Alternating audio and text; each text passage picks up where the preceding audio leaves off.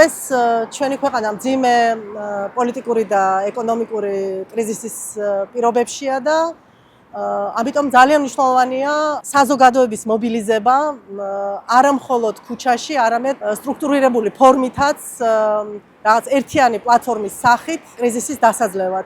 ძალიან მნიშვნელოვანია რომ საქართველოში განვითარდეს სამოქალაქო საზოგადოება. ამისთვის საზოგადოების ჩართულობა ყველა პოლიტიკურ პროცესში არის უმნიშვნელოვანესი. დღეს თუ ჩვენ დავრჩით ამ რეჟიმში, სადაც ადამიანის უფლებები ილახება, სადაც კარგი მმართველობის პრინციპები არ არსებულია, სადაც ყოველდღე ვაწყდებით უსამართლობა, სადაც საკუთარ მოქალაქეებს უმკლავდება არალეგიტიმური ხელისუფლება, თუ ამ ძალიან მძიმე უსწრლიდან არ ამოვედით, მაშინ ძალიან დიდი საფრთხე ემუქრება ჩვენს კულტურულ მემკვიდრეობასაც, იმიტომ რომ კულტურული მემკვიდრეობის დაცვისა და შენარჩუნების და დაცვის საკითხი პირდაპირ კავშირში ადამიანის უფლებებთან.